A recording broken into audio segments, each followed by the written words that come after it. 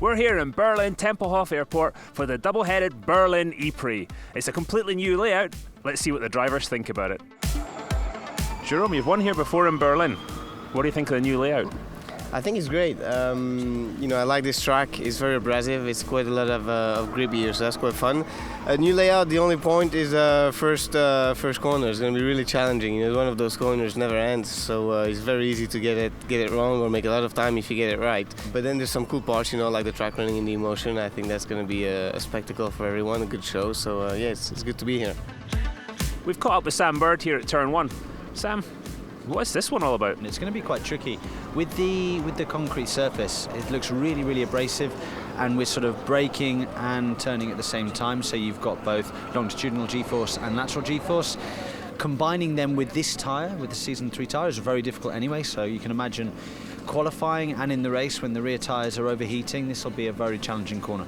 It looks like a lot of time can be gained or lost in this sort of first entry segment of it. Yeah, right now I don't really know the line that you're going to take. Are you going to V the corner? Are you going to try and run a load of minimum speed through it? And what's going to be quicker? Maybe Ving it will be better in the race, but maybe minimum speed will be better in quali when the tyres are fresh. We've caught up with championship leader Sebastian Vettel. Sebastian, what do you think of this? I think that's cool. It's a great idea, especially for the fans, to see the car from so close. So, looking forward to see more of those kind of things in the future. What do you think of the track? I think it's good. It fits well for Formula E. It's a perfect fit. So hopefully we'll have a good and entertaining race. Stefan, new colours this week. Congratulations. Yeah, new color, new team, new challenge. So I'm very happy. It's a good opportunity. I know Jeff as a French driver. We are really friends since a long time. So I'm very happy, and the ambience is good. So he's helping me a lot already for all the stuff in the car. So I'm very excited to start. Very cool. What do you think of the track so far?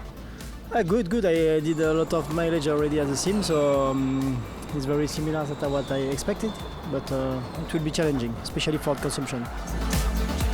We've caught up with the Amlin Andretti Twins here. Is this part of the track wide enough for you boys, do you think? I mean, Robin can hold anyone he wants behind him, but I think you'll have a tougher time on this corner, I think if you made the car sideways, it's better. It looks like a good passing opportunity, no? I think the race will be very interesting for the people watching because there's a lot of overtaking opportunities.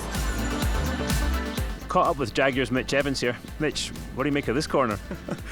It's a bit bizarre. I actually don't really know where I'm going to start. You've got about 4 different probably lines to choose from. Coming from like a tight section in Sector 1 to this is going to be a bit different, especially coming from Paris last week or a couple weeks ago. So yeah, probably ask me after FP1 once I've actually found a line, but at the moment I've got no idea.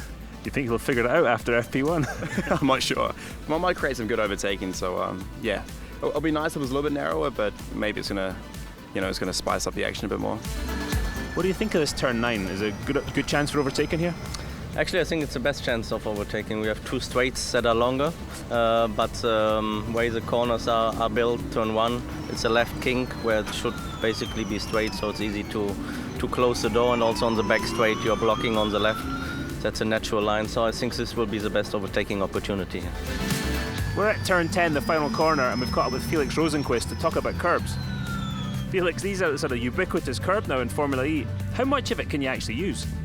I think you sort of had to decide if you want to use a little bit or go all the way up on the yellow. Actually, we tried it a couple of times and actually works in some places. The car is pretty good on bumps and curbs and so on. So I think to go here, it sort of just upsets the balance of the car. So yeah, you have to decide if you want to go high or low, basically. So everything or nothing? I think so, a little bit. We're back at the start-finish line here in Berlin. Some pretty dodgy music playing in the background. We've had some great insight from the drivers. It looks like it's going to be a really racy track this weekend.